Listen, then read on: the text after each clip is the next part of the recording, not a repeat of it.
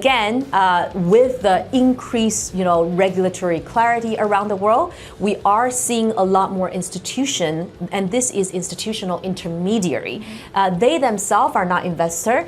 They essentially are platform that serve other investors. The usual one are the bank, the digital bank, the security houses, security brokerages, and sometimes even local TradFi exchanges, right?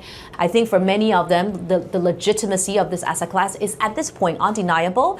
And for certain part of the world, the local regulator has actually been much more proactive in pushing ahead their agenda in helping, to make sure that their own local market participant is relevant and is involved in this newer asset class.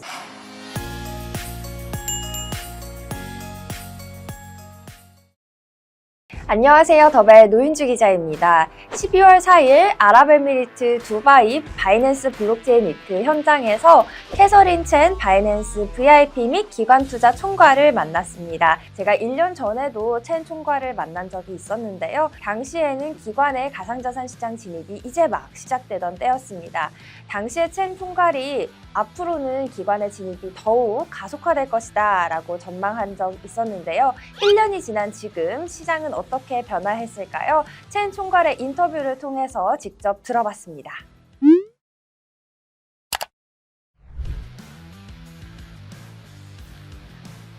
So number one, is there any change to our VIP program itself? Now the program itself, not really. It can obviously continue to enhance and evolve.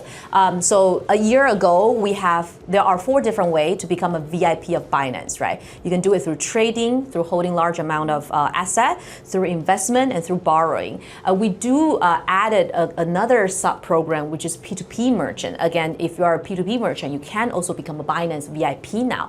But mainly there's not a major change to the program itself. However, I think what you might be interested is, have there been any new product or service or offering that we have rolled out? And the short answer is there's a lot. I would just quickly go through a few that are the most important one. They will basically help our client who needed the OTC and execution services to either source the best liquidity from Binance, or in the odd chance where Binance does not offer the best liquidity, or the specific coin is not accessible on Binance order book, these liquidity provider can help our client source it in any trading venue as long as it's out there, right? So again, this for us is a very, very important new institutional grade service. And then in October, we announced crypto as a service. Again, with the increased, regulatory clarity around the world, we are seeing a lot more institution, and this is institutional intermediary. They themselves are not investor. They essentially are platform that serve other investors. The usual one are the bank, the digital bank, the security houses, security brokerages, and sometimes even local TradFi exchanges, right? I think for many of them, the legitimacy of this asset class is at this point undeniable.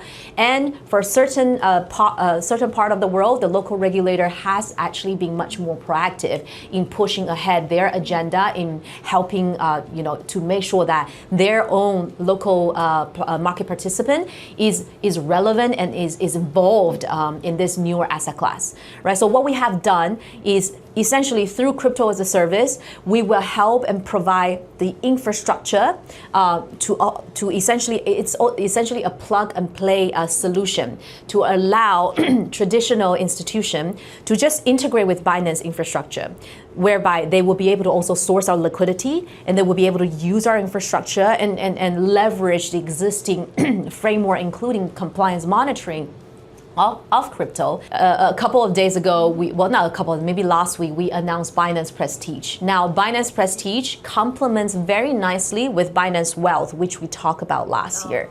Binance Prestige's audience is for the even higher bracket, right? These are the people who probably already have their own private banking account at multiple different banks. They're probably ultra high net wealth individual or family offices, right? And these are the type of people who are usually more they are more professionally run when it comes, even though it's managing private wealth.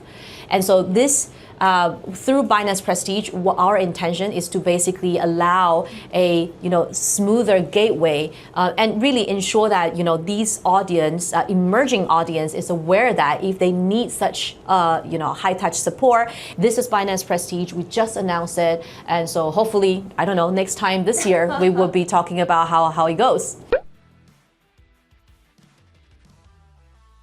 I think last year it was really more of the crypto native player, even though they are probably part of the institutional investor segment themselves, or they serve the institutional investor.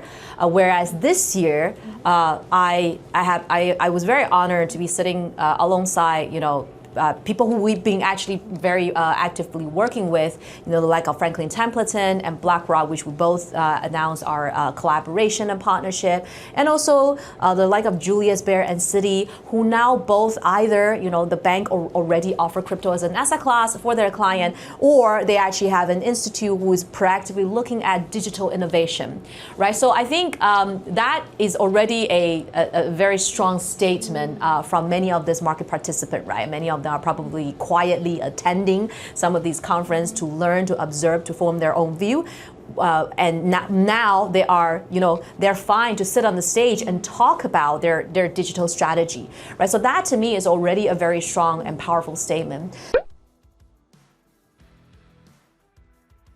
From my side, I definitely see that with the introduction of a new administration and the signing of Genius Act, it definitely sends a very strong signal for regulators around the world who were previously probably, they remain very unsure of what to do or if they should do anything at all. There is definitely it's a strong signal sent that, the US wanted to become the capital of crypto, right? Basically, they are very supportive of the industry, and they are also really working hard to introduce the right framework to govern this asset class. Now, then, assuming you're another regulator somewhere else in the world, right? This means two things. Number one, obviously, you're observing and you're seeing positive signal. So if you don't do anything, then number one, there might be domestic pressure, and number two, you might risk falling behind, right? So me personally, I definitely think that this has been a very positive impact for the industry. And we have seen in some of the emerging market whereby the local government has moved very, very fast to try and roll out a framework that is frankly quite friendly towards the industry development. 첸 총괄을 통해서 가상자산 시장의 생생한 이야기를 들어봤습니다. 늘 빠르게 성장하는 코인 시장입니다. 또 1년 뒤에는 어떤 변화가 있을까요? 기대해 보겠습니다. 지금까지 더벨 노윤주 기자였습니다.